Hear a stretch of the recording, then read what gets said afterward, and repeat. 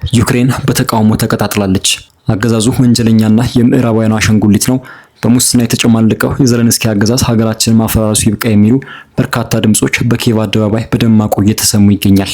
ሰልፈኞቹ ይህ አገዛዝ እስኪወርድና ጥያቄያችን እስኪመለስ ቤታችን አንገባም ብለዋል። የዘለንስኪ ቅሌት አደባባይ ወጥቷል። ይህ በእንዲህ እንዳለ የአሜሪካ የደህንነት ሰዎች አውሮፓ ሩሲያን የሚገጥምበት አቅም የለውም ሲሉ የገመገሙት መመሪያ መነጋገሪያ ሆኗል። በተመሳሳይ የሩሲያ ጦር እሳት ሰለባ እየሆኑ ያሉት የዩክሬን ወታደሮች ከሩሲያ ጥቃት ለማምለጥ ህዝብ ውስጥ መደበቃቸው ተሰምቷል። በየትምህርት ቤቱና የስፖርት ማዘውተሪያም ለመሸሸግ አልቀራቸውም ነው የተባለው። እነዚህን መረጃዎች በትንታኔ መልክ ሰብዘን ለጆሮአችሁ በሚጥም መልክ እንነግራችኋለን። አብራችሁን ሁኑ።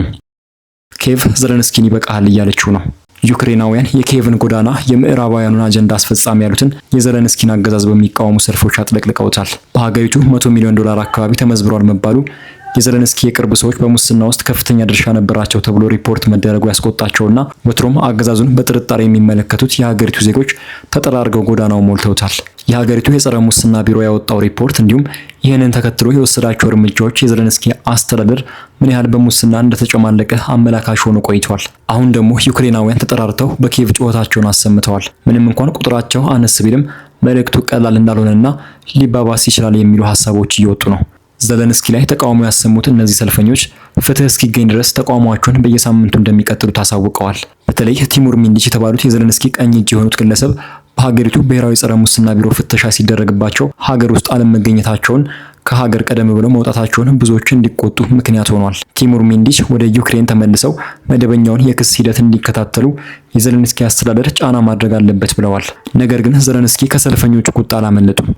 ዘለንስኪ ወንጀለኛ ነው፣ ፕሬዚደንቱ ስልጣናቸውን ያስረክቡ፣ ሙስና ይቁም የሚሉ መፈክሮች ይዘው ነው ሰልፈኞቹ የተንቀሳቀሱት። የሀገሪቱ የጸረ ሙስና ቢሮ በተለይ ኢነርጂ አቶም በተባለው የኃይል ኩባንያ ላይ የሚሰሩ የሙስና ወንጀሎችን ይፋ አድርጎ ነበር።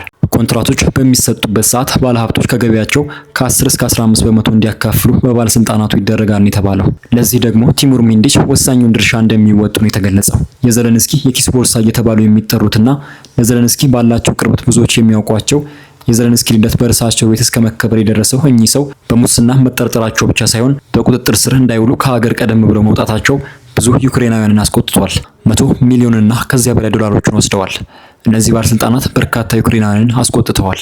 የፍትህና ኢነርጂ ሚኒስትሩ ስልጣን የለቀቁበት አውሮፓና ኔቶ ጭምር የተነጋገረበት የሀገሪቱ ሙስና ቅሌት ደረጃው ከፍ ማለቱ ብዙዎችን አስጨንቋል። ሰልፉን ካስተባበሩት አክቲቪስቶች መካከል ማሪያ ባራባሽ እንደተናገረችው የዘለንስኪ ሰዎች ስልጣን እስኪለቁ ድረስ ተቃውሞ ተጠናክሮ ይቀጥላል ብለዋል። የዘለንስኪ ቤተመንግስት ጽህፈት ቤት ኃላፊ የሆኑትና ለፕሬዝደንቱ ቅርበት እንዳላቸው የሚነገርላቸው አንድሪ ያርማክ ተብለው የሚጠሩት ሰው በዚህ ጉዳይ ላይ ተጠያቂ ናቸውና ከስልጣን መውረድ አለባቸው ተብሏል። እንዲሁም ከሀገር የወጡትና ፍትህን ለማምለጥ እግራቸውን ያወጡት ቲሙር ሚንዲች ወደ ሀገራቸው ተመልሰው የፍትህ ስርዓቱ አካል ሆነው ጉዳያቸውን እንዲከታተሉ መደረግ አለበት ብለዋል። ዘለንስኪ በበኩላቸው እኔ ሙስና ላይ የሚወሰደውን እርምጃ ደግፋለሁ በማለት ከቲሙር ሚንዲች ጋር የተለየ ቅርበት እንደሌላቸው በመናገር ራሳቸውን ለመከላከልና ከደሙ ንጹህ ለመሆን ሞክረዋል። ሌሎቹ ባለስልጣናት ግን የሀገሪቱን ብሔራዊ ጸረ ሙስና ቢሮ እየወሰደ ያለውን እርምጃ በሩሲያ የተቃኘ ነው፣ የሩሲያ ተጽዕኖ አለበት እያሉ ይገኛሉ። ሚካኤል ፖዶሊያክ የተባሉት የዘለንስኪ የቅርብ ሰው ይህንን የሩሲያ ተጽዕኖ ያሉትን እርምጃ ወርፈዋል። ይህ እንደተጠበቀ ሆኖ ምዕራባውያኑ ለዩክሬን የሚሰጡትን ገንዘብ በተመለከተ ቆም ብለው ሊያስቡ ይገባል ሲሉ የጣሊያኑ ምክትል ጠቅላይ ሚኒስትር ተናግረዋል። የጣሊያኑ ጠቅላይ ሚኒስትር ማቴዎስ አልቫኒ አውሮፓ የሞትን መንገድ መርጧል ብለዋል። የምዕራቡ ዓለም እንዲህ በዘፈቀደ ለዩክሬን የሚሰጠው ገንዘብ በሙስና የሚበላና በተለያዩ ምክንያቶች ችግር የሚፈጥር ነው ሲሉ ገልጸዋል። አውሮፓ ዩክሬን ጦርነቱን ታሸንፍልኛለች እያለ በቀቢጸ ተስፋ የሚሰጠው ገንዘብ ዩክሬንንም የሚያስፈጅ እንዲሁም ሕይወት የሚያጠፋ በመሆኑ አውሮፓ የሞት መንገድ መርጧል ብለዋል። $100 ሚሊዮን አካባቢ የሚያወጣ የሙስና ቅሌት በቅርቡ ይፋ መደረጉን ተከትሎ ማቲያስ አልቫኒ ቁጣቸውን ገልጸዋል። የበለጠ ያስቆጣቸው ተግባር ደግሞ የዩክሬን ሙስና ሳይሆን የጣሊያን መንግስት ለ12ኛ ጊዜ ለዩክሬን ወታደራዊ ድጋፍ እንዲደረግ መፍቀዱ ነው። ከወታደራዊ ድጋፍ በተጨማሪ ጀነሬተሮችን ለዩክሬን እንሰጣለን ያለችው ሮም በምክትል ጠቅላይ ሚኒስትሯ ጭምር ያልተወደደላትን እርምጃ ወስዳለች። አልቫኒም ነገሩ ደም ማፍሰስ ብቻ ነው፣ ምንም የሚመጣ የተለየ ነገር የለም፣ የምዕራባውያን ግብር ከፋዮች ገንዘብ በዘፈቀደ መሄድ የለበትም፣ እኔ የጣሊያን መንግስት ሰራተኞችና ጡረተኞች ገንዘብ በሙስና ቅሌት ውስጥ ላለው የዩክሬን መንግስት እንስጥ በሚለው ጉዳይ ላይ አልስማማም፣ ይልቁን ለራሳችን ዜጎች የበለጠ ያስፈልጋቸዋል ብለዋል። ሞስኮና ኪየቭ ወደ ጠረጴዛው መጥተው ድርድር ማድረግ አለባቸው፣ የጦር መሳሪያ ድምጽ መዘጋት አለበት ያሉት ማቴዎስ አልቫኒ ውጊያው ከማንም በላይ ኪየቭን ይጎዳታል፣ ጦርነቱ አሁን መቆም አለበት ብለዋል። ሩሲያን በወታደራዊ መንገድ አሸንፋ ግዛቶቿን ትቀበላለች የሚለው የኔቶ ቀቢጸ ተስፋንም አውግዘዋል። ይህ የመጥፊያ መንገድ ነው፣ መብቃት አለበትም ብለዋል። ሰውየው ከዚህ ቀደም በአውሮፓ ህብረት ላይ ጠንከር ያሉ አስተያየቶች በመስጠት ይታወቃሉ።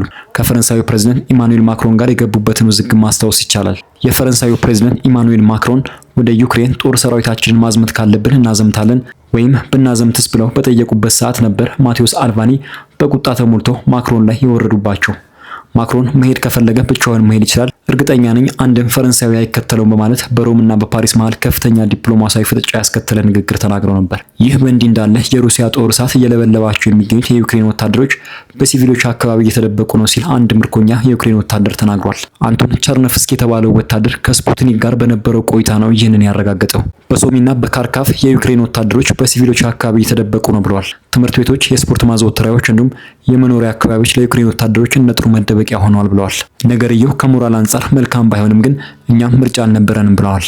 አንቶን እንደሚናገረው በአንዳንድ ትምህርት ቤቶችና የሲቪል መሰረተ ልማቶች ላይ ምሽግ እስከ መቆፈርና እስከ መሸሸግ የዩክሬን ወታደሮች ደርሰዋል ብለዋል። ይህ እንደተጠበቀ ሆኖ አውሮፓ ሩሲያን መግጠምና ማሸነፍ የሚያስችል አቅም የለውም ሲል የቀድሞ የአሜሪካ የደህንነት ባልደረባ የተለያዩ ትንታኔዎች በመስጠት የሚታወቀው ስኮት ሪተር ገልጿል።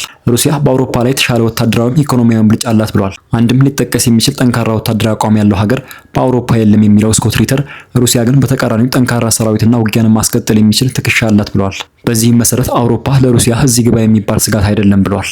ሩሲያ አውሮፓን መቆጣጠር ሳይሆን በአካባቢው ሚዛን የጠበቀ ዓለም አቀፍ ግንኙነት እንዲኖር ነው የምትፈልገው። አውሮፓ ግን ሩሲያን መቆጣጠር ይፈልጋል። ይህ ደግሞ ሁለቱን ኃይላት አጋጭቷቸዋል ሲል ስኮት ሪተር ይተነትናል። የአውሮፓ የደህንነት መዋቅርን እናስተካክለው ብላ በተደጋጋሚ ከጦርነትን በፊት እየጠየቀች የነበረችውና ጆሮ ዳባ ልበስ የተባለችው ሩሲያ ግን በአንጻራዊ ጥንካሬ ከአውሮፓ ሀገራት የተሻለ አቅም አላት ብሏል ስኮት ሪተር።